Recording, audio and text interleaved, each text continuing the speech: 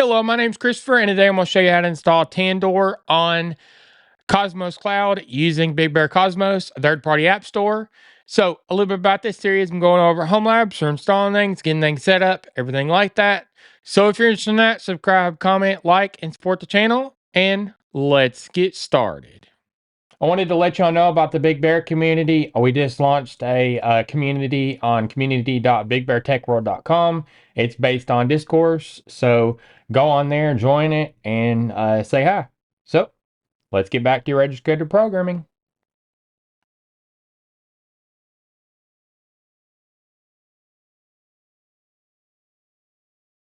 So this is what I'll be installing today. Tandoor.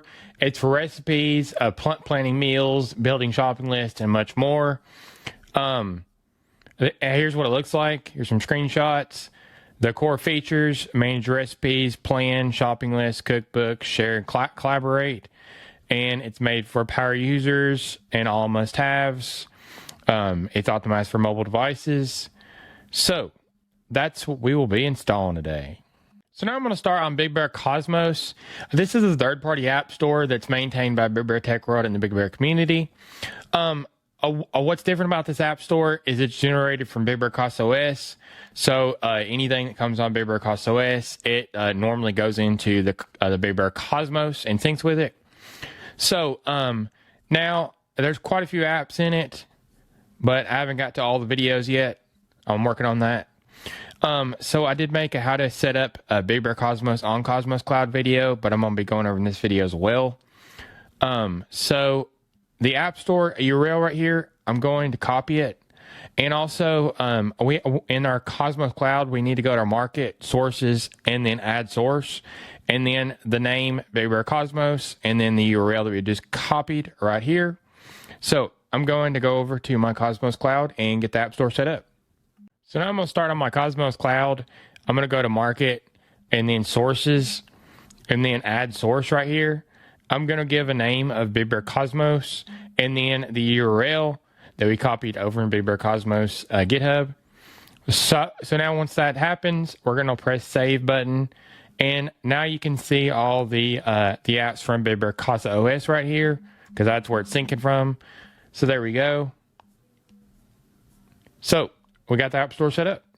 So now I'm going to start on BigBearCosmos. There will be a link down in the YouTube description to get to this in the useful link section. I'm going to go to search right here. I'm going to type Tandoor.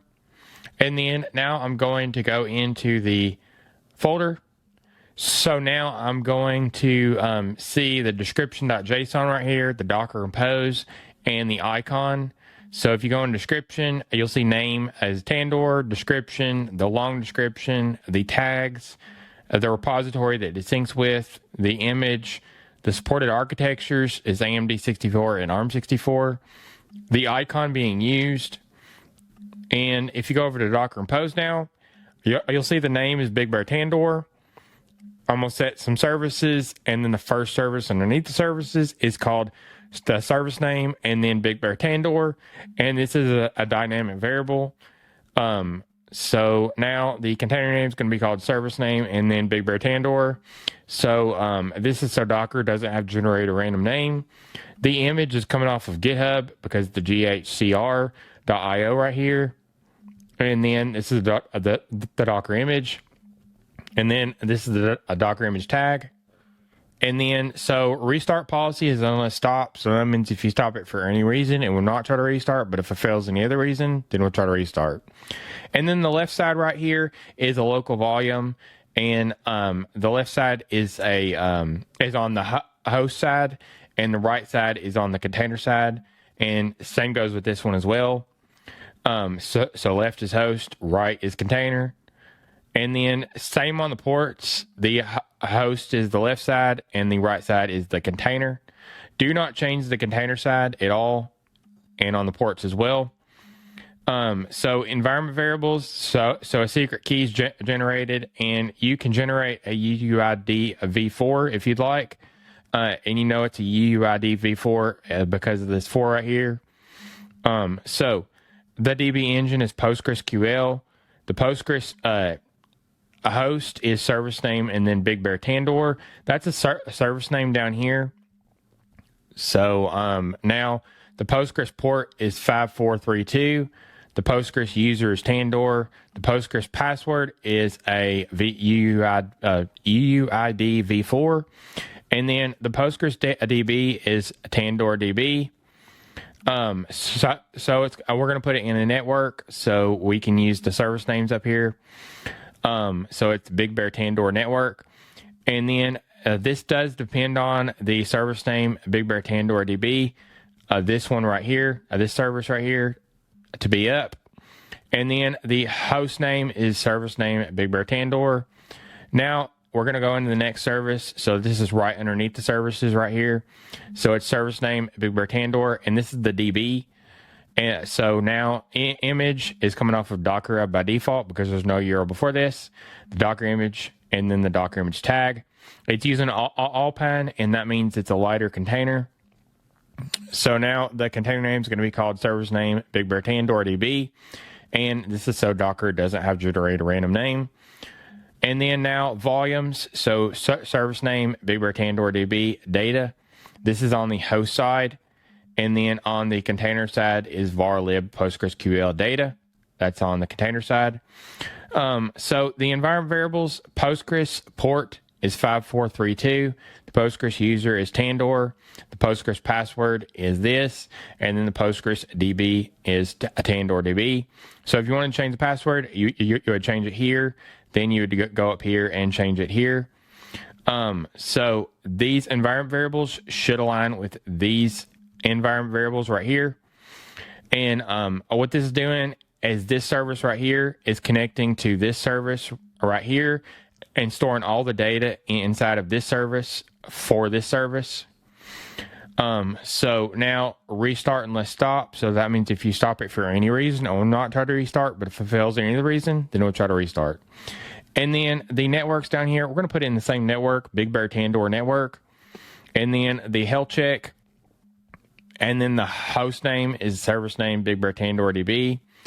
And then we're going to set a network up for the Big Bear Tandoor network and drivers bridge, the minimum version.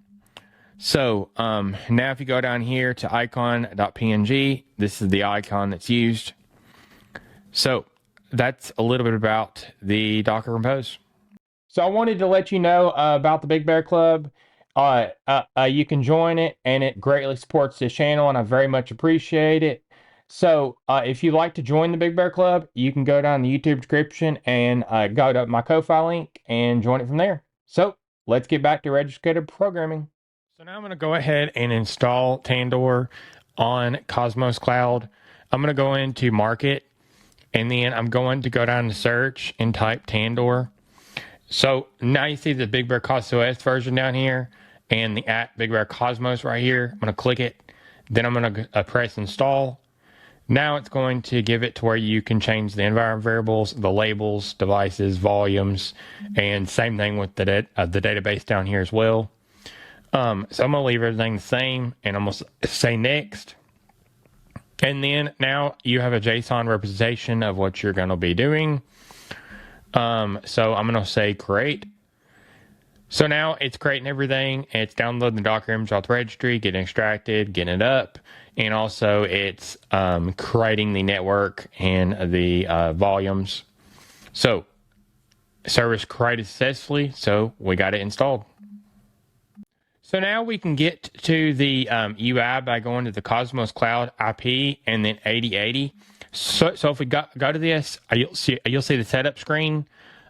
So we don't want this to happen because this is exposing the container directly, and we want to have a little bit more control with using a proxy. So Cosmos Cloud makes this easy to where you can go into Serve Apps, and then you can view the stack. So now we have two containers right here. We have the database, and then we have the web. So I'm going to go down here to URL right here. I'm going to create a proxy URL, so it's going to proxy into this container. So now you can see the container name, and then the container port, the container protocol, the use host, and this is where you'll go to get to the the UI. And then now authentication required, smart shell protection, restrict access to Constellation VPN. So I'm going to go ahead and create the URL and then refresh. So now you can see it is green. So we can go to this URL and see the setup. And I'm going to need to take this port off and unexpose it. So I'm going to go into view details, go to network, and then I'm going to clear this host port out completely. And then I'm going to update ports. So it has been updated. So we're going to go back and we're going to now see that it is not exposed to, it's not exposed anymore. That's the wrong one. So this one's not exposed anymore. So only the proxy works now. So now it works. It did have to reload the container. So we got the URL set up and we got it unexposed. So the container is not directly exposed to the port anymore. It's going through the proxy. So we got it done. So now that we've got the URL set up, you're going to have this long name right here. So I'm going to change that. So I'm going to go to URLs and then the first URL right here, that's the Big Bear Tandoor, and then setup. And then I'm going to rename it to Tandoor. And then I'm going to scroll down to save and then refresh. And then now I'm going to go back to home. And now you can see that you changed the name now. So now I'm going to go over the different UI options.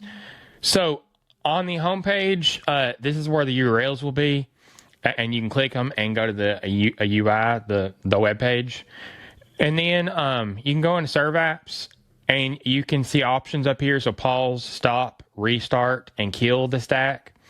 You can see the ports that are exposed on the container, the networks, and the URLs, the auto update.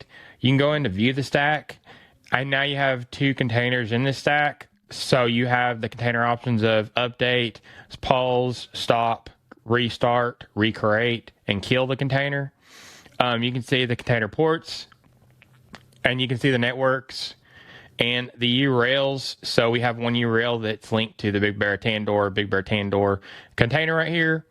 And you can see the CPU and the RAM usage down here.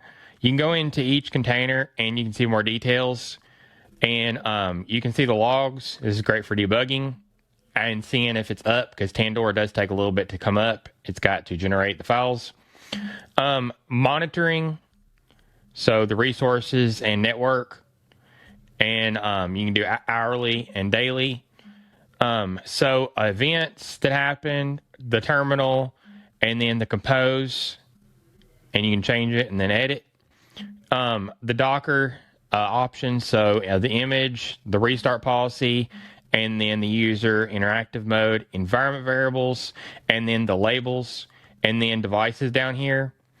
And you can go into network and the network mode, and then the host, and then the container port, and you can update the ports right here.